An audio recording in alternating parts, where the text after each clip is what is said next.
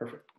Okay, welcome everybody. We're so glad you're here. This is a really extra special group tonight, maybe a little bit smaller group than it would have been, because we asked everybody who's on the call tonight to commit to a certain high level of IPA.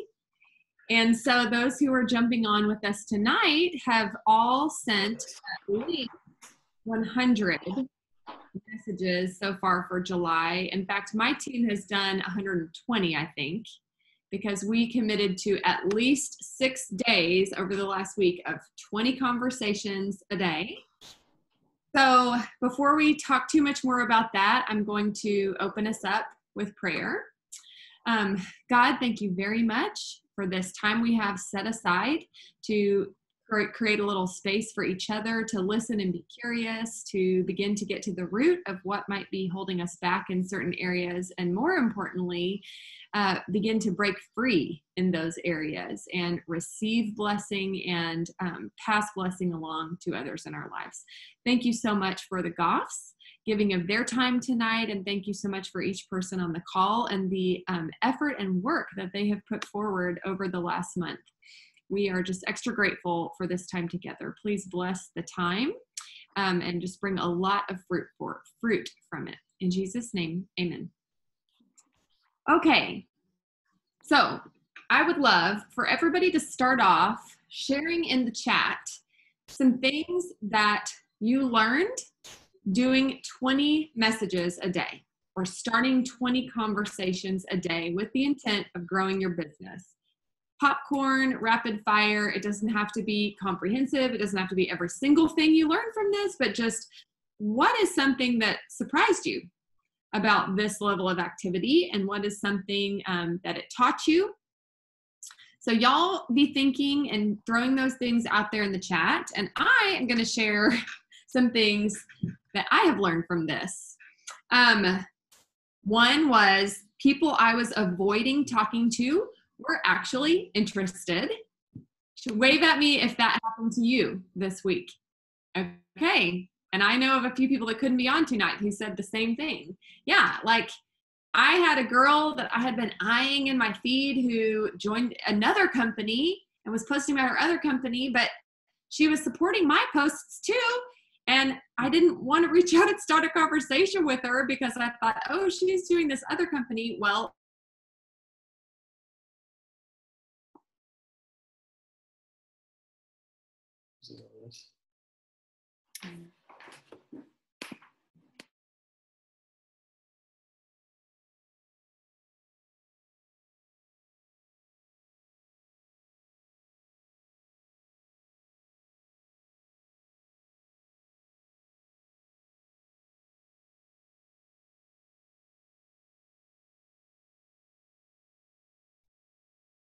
awesome. Goffs, can you hear me yet?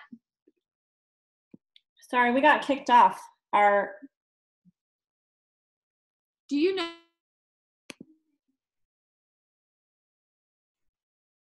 Hang on, we're having internet problems.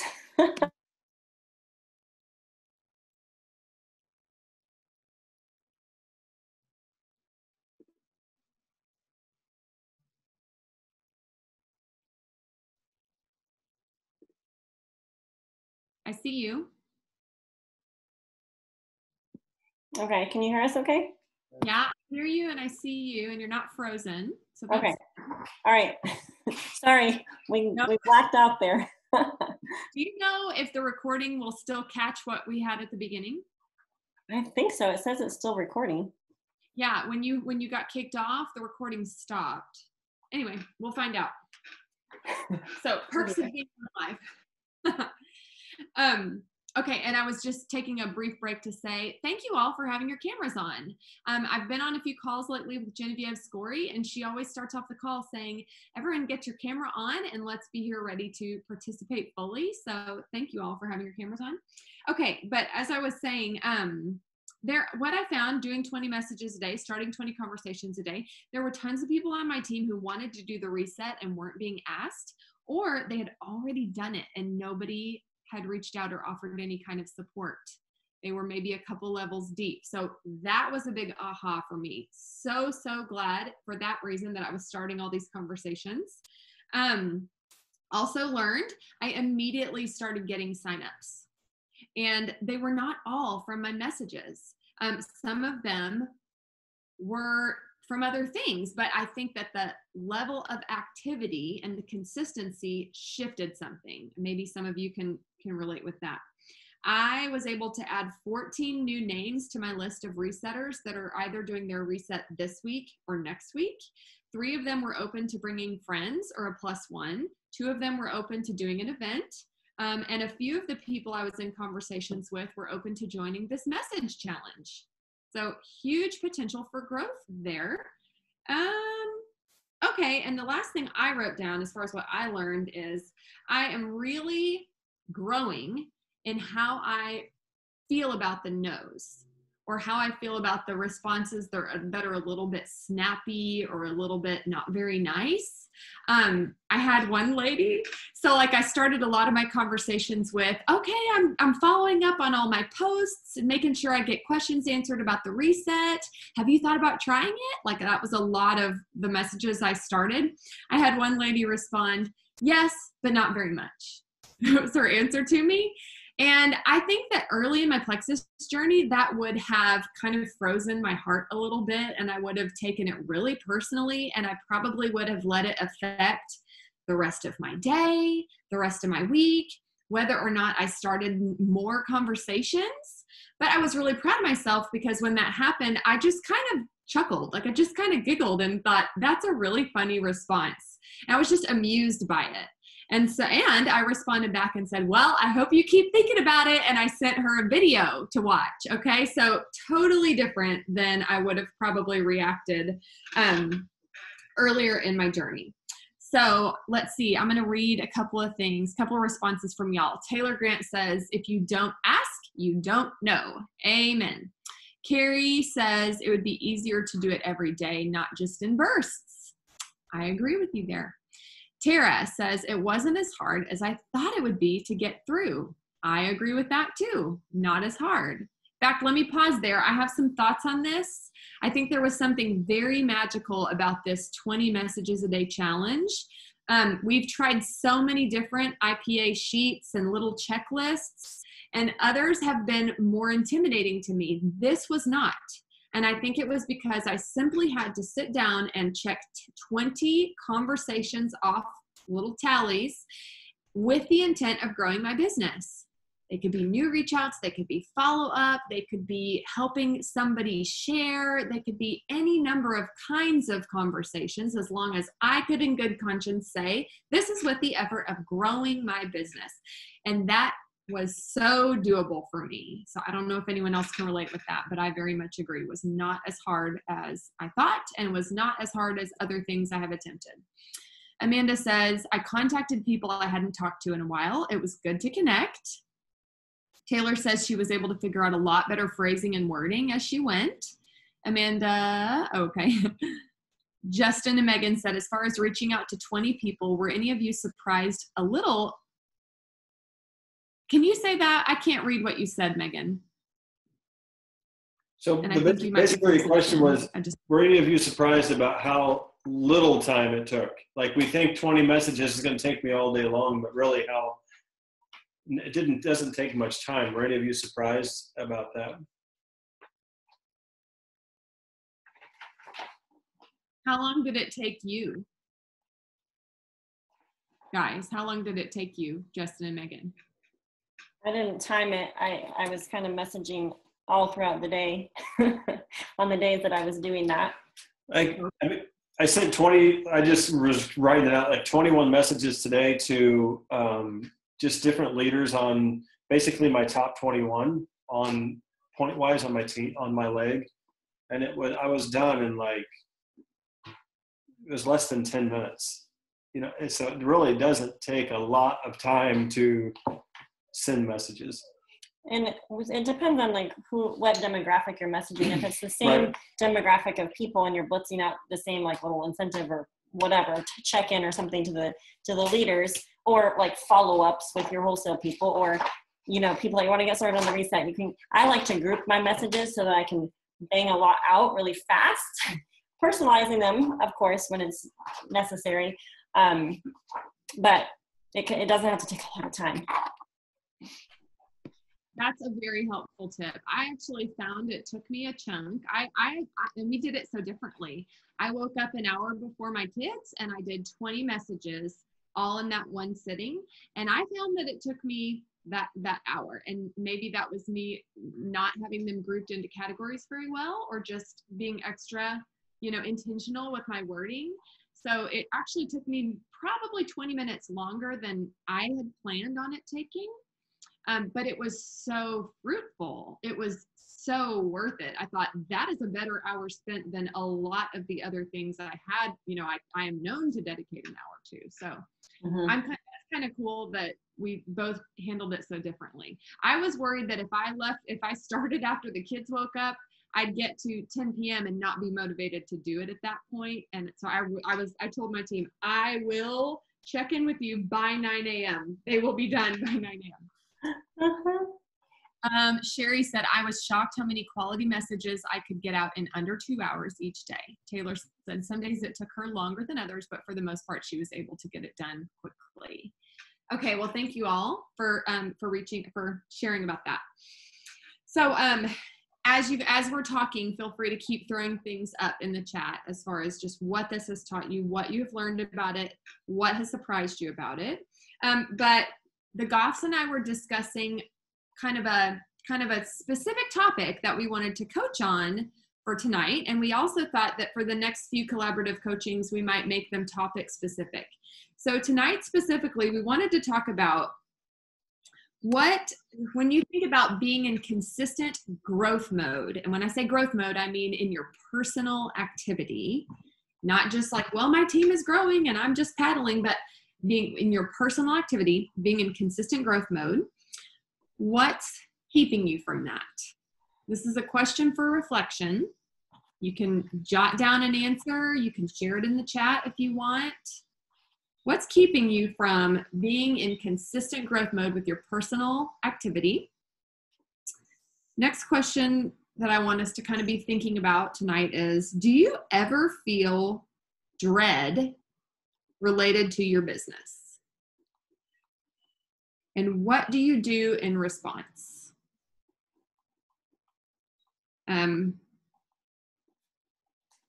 I'll expand on that one just if you need a personal example, but let me ask my third one first.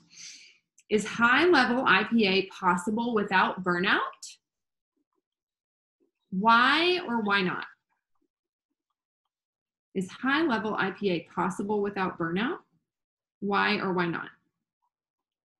I'll share I'll try to make this personal example quick so that we can move on to coaching. And I know that the Goffs and I have a Zoom right after this one at 8:45. So whoever coaches second, don't be offended if we jump in and cut you off right on time. It's just because we have a back-to-back Zoom tonight. But this question, do you ever feel dread related to your business? What do you do in response? I had a discovery not long ago, probably 2 months ago, that I was avoiding some of the high-level IPAs on my checklist for the day-to-day. And I had to dig, I had to get curious, I had to go to that place of curiosity rather than shoving the negative emotion away. We've all talked so much about this as we watch Emily Gibson's monthly coachings. And what I discovered when it came to what I was avoiding was I was avoiding finding new runners. Can you believe that? Don't we all want new runners? Like, don't we love having new runners? But I realized I was avoiding finding new runners. Now, why would I be doing that? Well, we probably all have different reasons. Some people maybe don't feel equipped to lead a new runner, or some people feel like, oh, I don't know, I don't know what I'll do. Like, or some people don't feel like a leader themselves. So you have a lack of belief in yourself. You might have all kinds of reasons. My reason was unique to my story. I felt wounded by some of the rock star runners who have left the business. I felt personally wounded and betrayed and hurt by those people. And so it felt scary and vulnerable to think about running with a new runner and having high hopes and, doing all the things. So I was able to do that work of curiosity And then of course I went to power partners, like other high level leaders who have a growth mindset, who they're not venting, they're not making excuses. They are committed to growing as people. So I went to them and asked them to be curious with me about this and help me explore this further. And I was able to come out of the other side of that and find runners and be excited about them. Yes, I still deal with some of those negative emotions, but I'm overcoming that is what I'm saying. So wanted to give that example. As you guys ponder, do you ever feel dread related to your business? What do you do in response? So we're going to coach and talk about some of those things. Megan and Dustin, do you all have someone from your team that you'd like to be the first coachee? We don't. Roberta. Roberta said that she just was coached on one of the last calls. Amber is hopping on. We could put Amber on the spot. We can jump to your person first. How about, would that work? Yeah, that's totally fine. Yeah, okay. That exact thing I think happened from my team on our last call. We didn't have one. Okay, so from my team, we have Tara. Tara, go ahead and unmute yourself. I saw her at the beginning. All right. Can you hear me? Yep. Okay, good. Okay, so do you want me to just jump in my answers or? Sure, that'd be great. That'd be a great place to start. Okay, so personal activity keeping me from being in constant growth mode. So honestly, I just jumped back in to doing this convention like right before that. So I was doing this back in, I don't know, 2018, 2019, I guess. And I earned the cruise. And I think going for that cruise really burned me out because I did it all by myself. So I think that's my problem is, and I don't want to say that I can't find runners, but it's very hard for me to find people as dedicated to actually building a business as I am. So I think I need more help with how to get those type of people on my team. Now, I will say from going to convention and like I've done a lot of personal growth over the past several years on myself. So I feel like I'm in a better position. And I do have one person on my team that is actually like wanting to do this. We both have full-time jobs. We both are managers. So we're both leaders in our, day lives anyway. Mm-hmm. So it's kind of an easy transition for us. So I think that would be my issue is finding, leaders to work with. Okay. And then dreading on the same page is reaching out to those people that I know would be awesome at doing this, because I've done that in the past and I've been met with kind of like not the greatest answers and responses. It's kind of like, well, no, I don't want to do that. It's an MLM, like, stuff like that. So that's hard for me because I used to be that person. So I get that, but for me, since I know all the good things that Plexus does for people and the products and it's just an amazing community, that's why I've stayed. And that's why I truly believe in it. So I think that is what I dread is reaching out to those people and getting those responses. Mm-hmm. And then the high level IPA, I think it's possible to do without. I mean, these 20 messages were a lot easier than I thought they were going to be. I thought it was going to take me forever to send out messages, but I'm very task oriented. So if someone tells me, this is what you have to do, I just do it. And that's all there is to it. So the IPA is not really that big of an issue for me, I guess. What did you say that you felt like was keeping you from being in personal growth mode? Just finding people to run with, I guess. Okay. Because I grow my team. I have like all level ones, right? I want some legs down there. Yeah. And so what's keeping you from personal growth mode is not finding runners, but did you say that you feel dread about reaching out and hearing people's responses, negative responses? To the people that I think, like, to the rock stars, my friends, right, that are super rock stars, they own their own companies, right? They real estate agents, they're personal trainers. And a really, really good friend of mine is a personal trainer. I've been trying to get him to do this forever. And Carissa, your post that you did, I sent that to him and I said, do you see you could do this, like we could do this together, you know? And it's always met with, oh yeah, I'll think about it. So I guess my thing is, how do I respond to them without sounding like naggy, you know, like, I don't know. I have a couple of thoughts. So, and this is the beauty of coaching calls, because we get to share perspectives, right? So I do have some curious questions for you, but a couple of things. So I heard at Ruby School, big plug for Ruby School, everybody. It was amazing. I just got back, it was last week, the very first one. So get your Ruby or grow by 200 points. You guys can get there. So it was so well done. But Genevieve said about the no's that we get. When we get no's, that means they know. K-N-O-W. And so I liked that perspective, because I have someone locally to me that is like, I don't even know that people out in the world, like my friend that introduced us, our local friend that introduced us, she didn't even know that she lived like 20 minutes away. Like she is out in the middle of a cornfield, but huge Instagram following. Like there's Plexus people that know her, like her stuff gets shared, like, and she's local. And I've reached out to her once when we were in Mexico, and she told me no thank you, graciously. And then again I reached out to her again, and like, so I feel it in my heart of hearts, like when you know someone will be awesome at this business, you see that massive potential if they can catch the vision for it. And then when they say no, because I felt like I should reach out to her again, because I'm like, someone is going to recruit her, because it only makes sense that if you have a huge following like that you're making an income. And you know, she's in the health arena.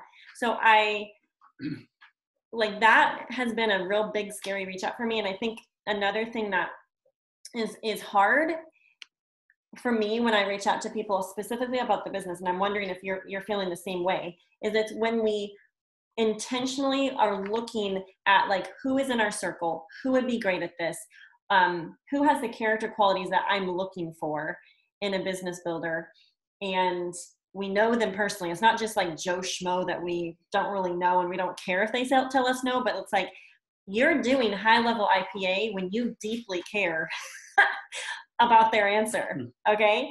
But Justin told me, he was encouraging me, because I guys, like, honest moment here, I waited like 6 weeks to listen to her voice message back to me. That's awful. Like, that's horrible. But I was so avoiding it because I felt like she was going to tell me no again. And it like burns me. And I know her in person. Like, I love her. Like, she's just the sweetest person ever. And just to put this in perspective, this wasn't like 5 years ago. This was last month. This was like, it's embarrassing. This was coming home from convention. Okay. Like, this is recent. I confessed so it. That should be an encouragement to all of you, right? It really should be. You know what you told me? Probably to suck it up and make the call. No, you said, I have a way with words. I'm like a poet. Yeah. So he's like, listen to it. Click it open and listen to it. So we listened to it together. And I mean, she's so gracious and so sweet. But he goes, it's not that she told you no, but it's the fact that you did the scary action by asking. And so that's what, you know, the whole leaders are not avoiders. And when we're recognizing that we're avoiding something or we're dreading something, I think we need to respond with immediacy. I know that he's trained on that before, is like, respond with immediacy. But anyways, all that to say, when the reach out is to someone that we love and that's connected to us, the no is hard. Like, I'm just empathizing with you on that. So, but the fact that they said no means they know, K-N-O-W. Yeah. So they will be watching you closer, and you're planting seeds. And remember the word yet. It's like the best word in the Bible, the best word in the English language is for what we do yet. They have not trained our team yet. So I was going to ask you, what is burnout to you? Like, what does that look like? What does that feel like? Can you define that? Yet? No, burnout. Burnout. Oh, the burnout. Sorry, you were like, it was like kind of pausing. For why I wouldn't feel burnt out, or? No, you, did you say you did feel burned out? No. Cause like I said, I'm super task oriented. So if someone tells me, you just got to do it, then I just do it. So Oh, okay. Felt burnt out when you earned the cruise? Oh yeah. So I felt burnt out because I think the issue with that was it was very limited spots, right? I mean, you had to, if you wanted to be on that cruise, you had to earn it like very quickly. Because there was 1,400 or something like that spots on it. So, but I did it all by myself. I had it was all me. And so that, I think, going into this season for me, I really, really want a team. I want to build a team and I want to coach people. I think that's where I'm at right now. And that's what I would like to do. It's just finding those people to coach is my issue. Okay. So But I did learn a lot from convention, like with Instagram. So I'm starting to do, silly reels of me on my treadmill running and, doing stories and posting, every day about, me running, or, I'm doing like positive quote things every day too, just to keep it consistent. So I'm starting to get more of a following on Instagram that way. So that's a good thing. So slowly but surely. You've pivoted your mindset on like what kind of team you're building, so that you're not just going to do it all by yourself. Like you're actively looking and recruiting and messaging people, high level people. Yes. So keep doing that, because you will find the people. I promise you. It's just a filtering. It's like you're panning for gold. That's what I feel like. Yeah. Also, I was going to add, just from a numbers perspective, so this is why so many reach outs are important, because it is a filtering process. And if you look, when you were talking, I was just doing some math here. So I personally, as far as finding all of the rock stars and business builders, we all want to do that, but it's not easy. And it does take a lot of filtering. It takes a lot of time. So for me personally, I have personally recruited, I don't know, I have to go back and look, hundreds of people, but 9 of those people make me a diamond, just from a points perspective. So it's a huge filtering process, and you never know which people are going to do anything, right? Some people talk a big game and do nothing. Some people don't say a word and say they'll never do the business and become a diamond. So it's like, you don't really know. This is why the consistency of the reach outs and the consistency of conversations and the consistency of connecting with new people all the time is so vital to this business. Because so true. Yeah, so that should be encouraging to everybody. But like, I just did the math. That's my top 9 give me 4,500 points, roughly. So cool. So yeah. Find the 9. And just for example, one of those people joined for the business. 9. Only one of those people joined for the business. So interesting. Yeah. So there was actually a workbook page at Ruby School about burnout. And so curious, what fills your cup? Helping people. Okay. Helping people succeed, helping people see, the good in themselves, and helping people become better versions of themselves. What about non-plexus things? Same thing. Okay. Like I just love, I love my team at my day job. I lifting people up, I guess, is that's my jam. Awesome. Yeah. Well, and I think the fact that you've, already made a pivot in your mindset, some of these things might not be overly applicable at this moment, but just for the sake of the group, I'll just say a couple of things. Burnout is what happens when you try to avoid being human for too long. So like Emily says, we're 50% awesome and amazing and 50% hot mess. So quit, and we need to stop trying to be perfect all the time, because I mean, we're human, right? Signs of being burnout would be exhaustion, reduced performance, isolation, lack of interest, irritability, low mood. And so assessing, you know, kind of where you're at, if you're feeling burnt out, like get curious with yourself and figure out why you're feeling that way. And then what can you do? One, I would say, what fills your cup, and do more of that. Maybe it's something physical like a hot bath, or you go for a massage, or you go for a run or a walk. It can be some like really, really simple things. Maybe it's like your morning devotions. Maybe you have been skipping that, and that's actually something that is really vital to your vibrancy in your business and in your life, right? And the second question is, how can I change my mindset? So I think you have already explained how you have pivoted. What can I delegate? That's a big thing for us people that start to feel burnt out, is sometimes we're doing too many things. And so we need to offload and invite team, whether it's our Plexus team or our home team, whatever that looks like, and communicate that with shareholders in our life. And then what can I develop in? So always have an earbud in of some sort of personal growth, even if it's the book of Proverbs, or he says, is it Philippians? Mm-hmm. Your number one go-to personal growth book. Philippians 4. Yes. I love that you said that you stayed around for the community.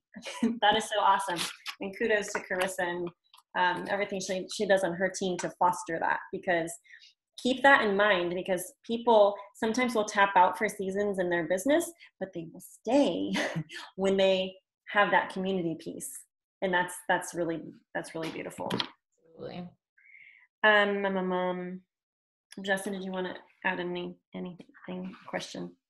Not really. Just about the numbers. Another thing too, I just want to add. The interesting thing about all three of these questions that Carissa posed, really to all of us, mm-hmm. Consistency answered every single one of those mm-hmm. questions. What's keeping you from consistent growth? Not being consistent. Do you feel dread when it comes to your business? Why? Not being consistent. When I'm not consistent and I jump back in, it's dreadful. It's scary again. It's like, it's the craziest thing. But if you're consistent, mm-hmm. it's just part of your routine. That's true. Yeah, I got my 20 messages to do. Yeah, I was told no. Okay. See you again tomorrow. It's like you're going to work. Like it's this, it's so, and then number 3 is high level IPAing without burnout possible. I would say yes, if you're consistent. If you're not consistent, it's impossible. You will burn out. Because if we don't do anything, oh, it's the 28th of the month, the end of the convention contest. I got to hurry up and message 700,000 people. And no one responded. And it's kind of depressing, you know, and I didn't talk to my kids or my spouse for 3 days. And then who wants to do this? Well, no one wants to do that. So I think, is this real? But this is real business stuff, right? Am I being like, I am guilty of this. So it's like the consistency piece fixes it really fixes all 3 of those questions that Carissa posed to us. Mm-hmm. And I think that's why I jumped on this 20 messages thing too. Cause I'm like, if I'm going to grow my business, I need to do this, and I needed, you know, so thank you, Carissa, because definitely needed this mm-hmm. just for even just to get me back in it again. Yeah. What is your next goal, Tara? Senior gold. Okay. Perfect. Have you mapped it out yet? I try, yes, kind of. Okay. Like I said, it's like my first month back in it. So I'm like just going for it. Mm-hmm. I think I'm going to need to, because I'm, you know, I don't want to say I'm not going to hit it, but it's looking a little bleak right now. But next month is different. So now I kind of know who I have right now in the pipeline. And just with, like I said, with these, you know, 20 messages a day, it gives me a lot more people to reach out to and follow up. Mm-hmm. How many orders do you need in order to go? I need 24. Okay. Well, and so it's doable. People can blitz into your business and change your whole business in a matter of a couple of days. Yeah. It's going to happen a lot. So there's that possibility. And sometimes you just have a few little dabblers, like a couple people do +1, they get their mom, right? Or their hubby to do the reset with them, and really talk up the buddy system with the reset, right? Or you have a couple of people go silver, maybe someone catches the bug and they add 10 people in a couple of days. Like it can totally be done. Yes. And I've been totally talking about that the entire time. I mean, I know, Carissa, you've seen my posts. Like, I am all about the business. Like, make $400 this month. You guys can do it. Let's do this. So I'm trying. Inspiring. You really have. Thank you. So keep doing that, because people sometimes have to watch you for a bit before they I don't know, catch on. And also, there's no shame in making it a 60-day goal.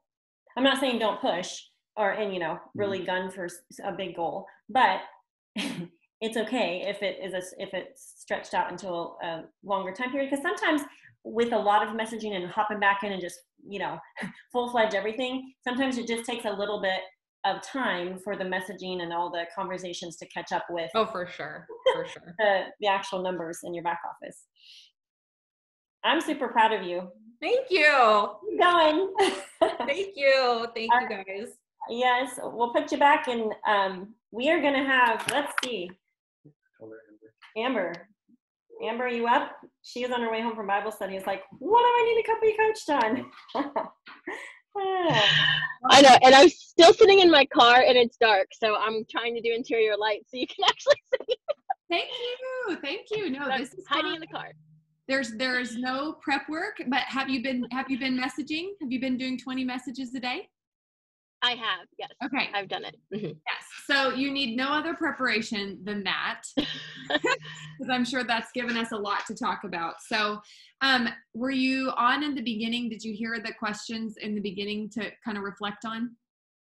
I did not. I just heard right when I'm sorry, I didn't even catch her name, whoever just got coached. So okay, Sarah. Okay, so if any of these jumps out at you, I would love to hear your answer. I'm going to read you a couple. I'm actually going to read a few more than I read at the beginning, because I found a few more that I wrote down. Okay, so when it comes to being in consistent growth mode with your personal activity, what is keeping you from that consistent personal high activity? What is keeping you from that? Another question is, do you ever feel dread related to your business? What do you do in response? Another one is, and you don't have to write them all down, just kind of listen for what jumps out at you. Is high-level IPA possible without burnout? Why or why not? Do you feel ready if a new runner told you yes tomorrow? Do you feel ready if a new runner told you yes tomorrow?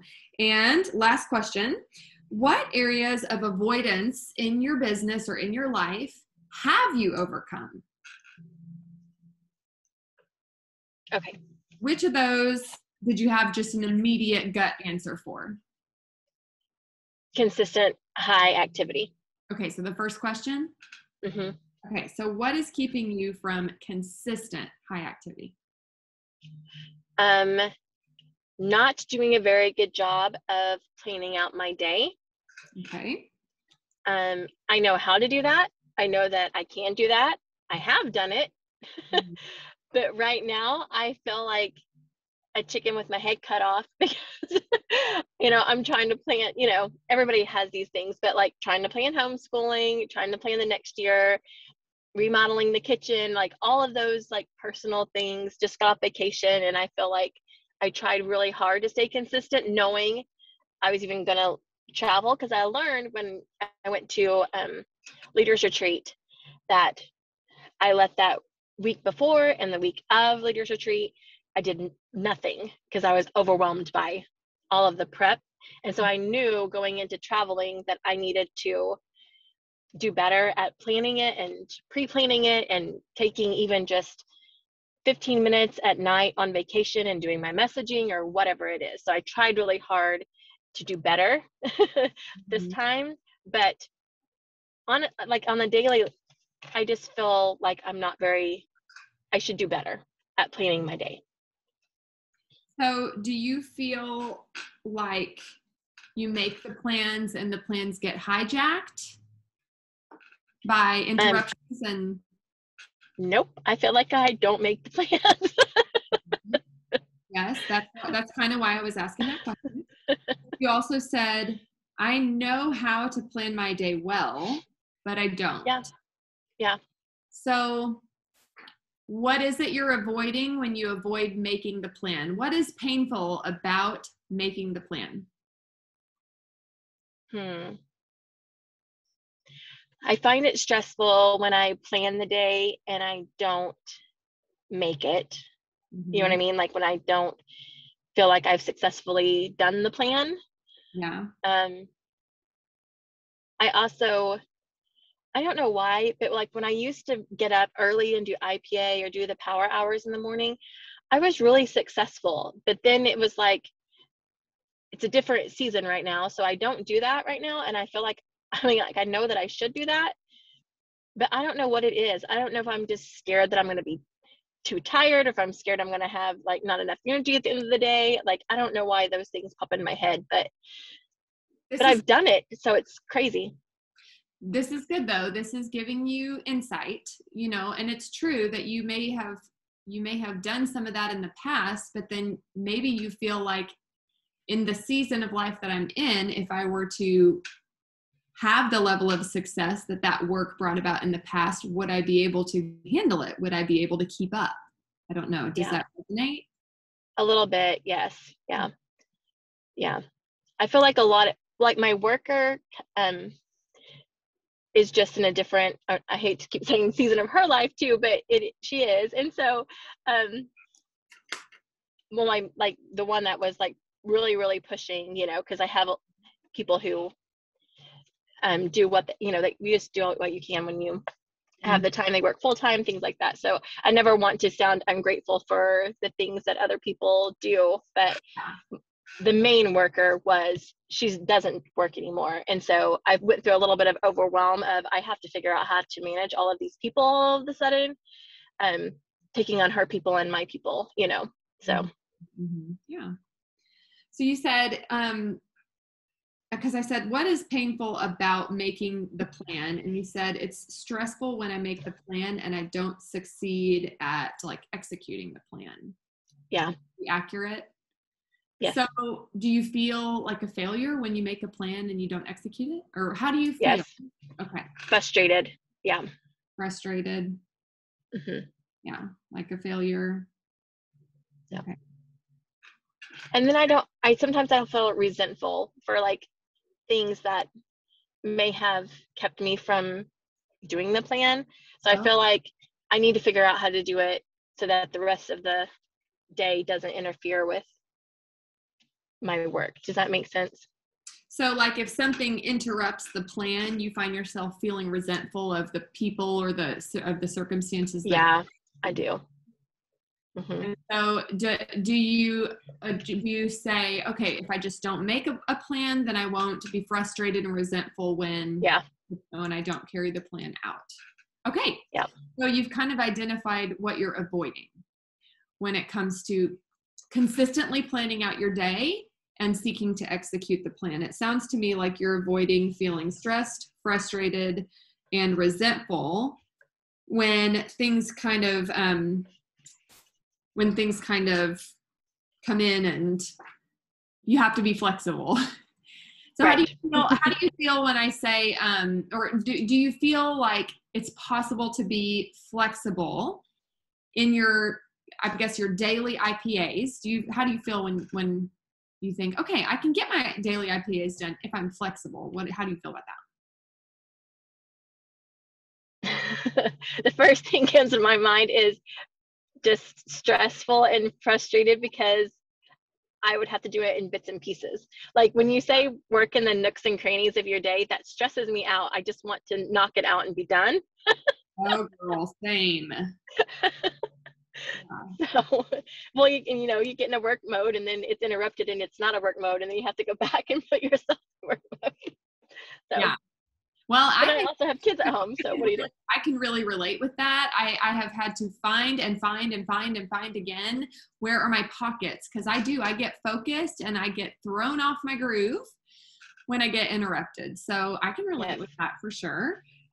So have you, like, when you think about waking up early and knocking out some business things, how does that go? Do you ever do it?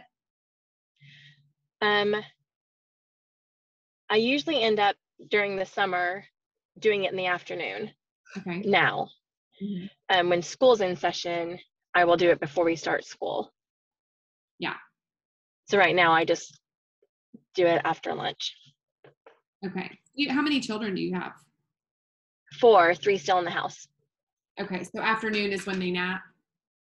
Oh no, they're old enough to not nap. The afternoon is more like, I have spent my day with you. I have done all of these things. Now I'm going to go do my thing from like 3 to 4:30 or whatever. Gotcha. So Okay. So, okay. So let's rewind a little bit. So consistency, making the plan, planning your day out well, carrying out the plan. You don't like to make the plan because then you end up feeling frustrated and resentful of the interruptions. The idea of being flexible feels stressful because you equate flexible with working in the nooks and crannies and have working in bits and pieces. So, okay, could there be something else that's true about working in a flexible way? Could there be flexibility that doesn't feel scattered? Doesn't feel like bits and pieces?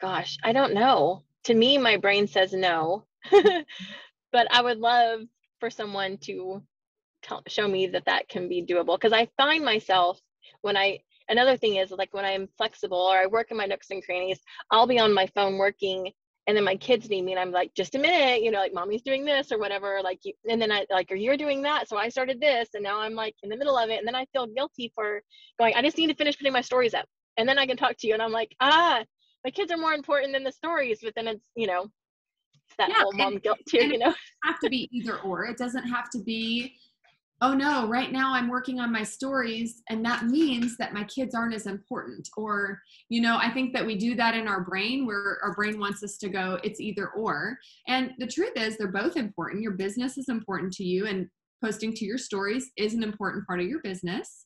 And that doesn't mean that it's more or less important than your kids. But we go there automatically, right? Yeah. But it comes back to, did I plan my day well so that I don't feel that guilt over doing something that honestly is essential to your business? Posting to your stories is essential to your business.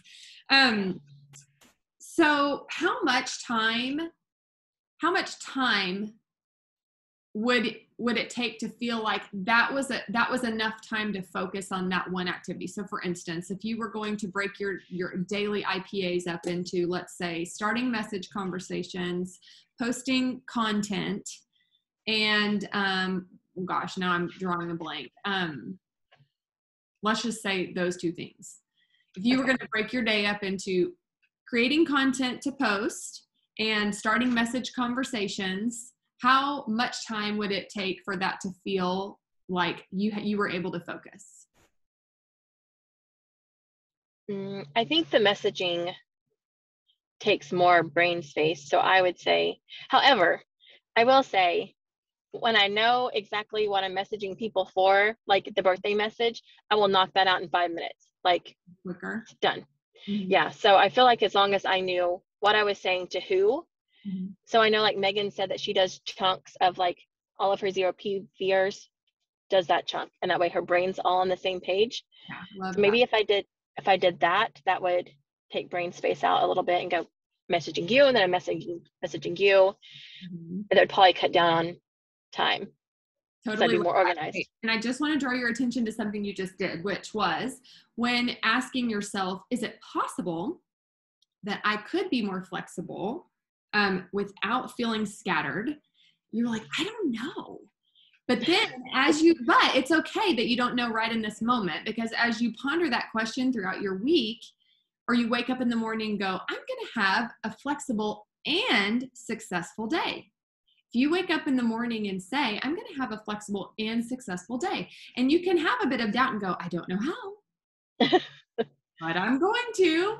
It's on your mind, then you will start to come up with solutions, which you just did. You just said, maybe if I try the thing where I group people together, maybe I can knock out messages and it not take me very long. So you kind of went into solution mode there. So just wanted to bring your attention to that. Is sometimes just posing the question is very empowering.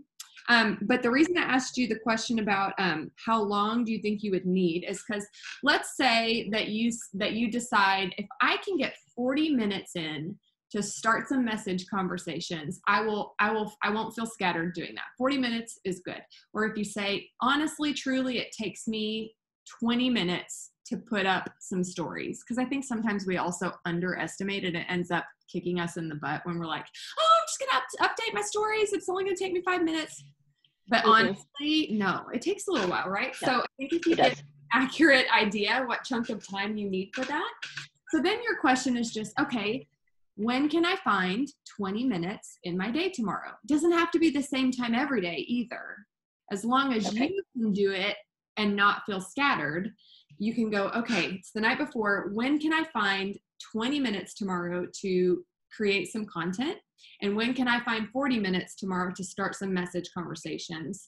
And if you can find that in your day at a time that feels protected, I'm willing to bet that you won't feel scattered, you won't feel interrupted, and the other IPAs will work themselves into the nooks and crannies.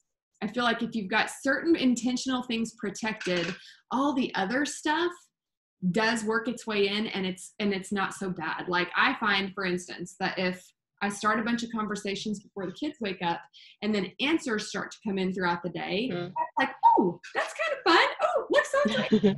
Not as stressful, and it doesn't create those same feelings of frustration and anxiety. Okay. So we're gonna come to a close here, even though I don't feel like we got too deep, but I do just want to encourage you to come up with a real time block, but it doesn't have to be all at once. So maybe divvy up what activities you feel like move the needle in your business and how much time you realistically need, but you don't need it all at once. And then just on a nightly basis, ask yourself where you want to put that the next day. Okay. Free yourself up for it not to be the same time every day. See how that feels. And then see how it feels to wake up and say, it's going to be a flexible and successful day today. And if there's that doubt, go, I don't know how, but I believe it's possible. And just see if your mind starts to create solutions for you. Okay, I'll work on that. Okay, and last thing, I wanted to plug a book to everybody. The book, our team is going to study the book Tiny Habits.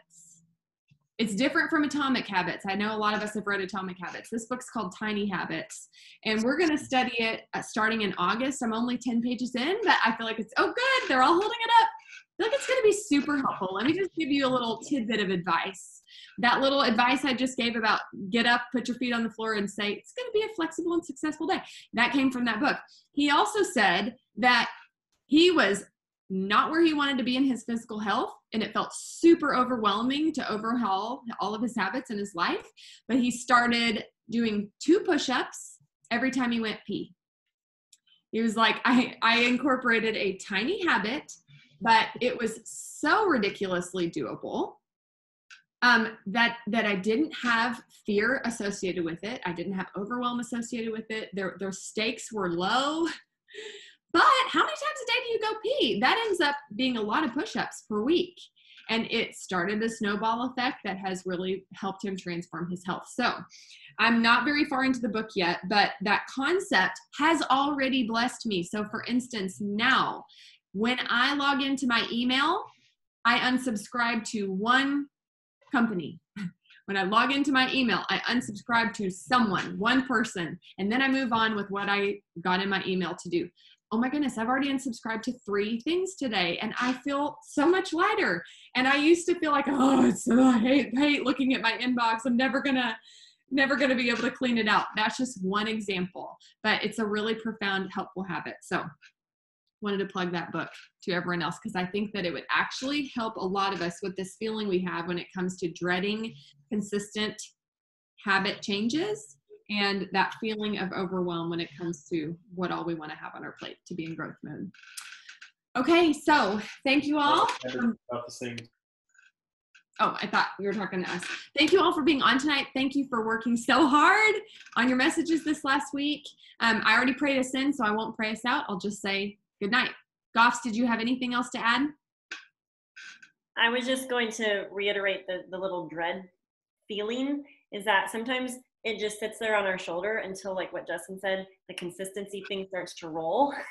And so, like Emily says, sometimes you're just gonna feel it. Like, okay, come on, we're just gonna feel it right now, but we're gonna still do the things. And I thought it was really key that she said recently in one of her coachings was that she's like, I rarely feel motivated to do my work. Like, I just don't, but I show up and do it anyway. Right. So I think sometimes our feelings can override what actually just needs to be done. And so sometimes we acknowledge the feeling, get curious about it, but also sometimes just like, we're going to do it anyways. And it's just going to sit there on our shoulder until it goes away. Love it. Just do the math of 20 reach outs a day for a year. Whoa. Compared to 20 reach outs the Sometimes. last day of the month. Like, who's going to win, right? Mm-hmm. So it's the consistency matters. Mm-hmm. So good. It is amazingly true. Yeah. Okay, we'll get the recording up soon. Oh, and one last question. That book, Tiny Habits, is by B.J. Fogg. Someone asked for the author. So we'll get this recording up soon, and we'll get a new date picked out for our next collaborative coaching. All right. Good night, everybody. Hey, guys. Thank you.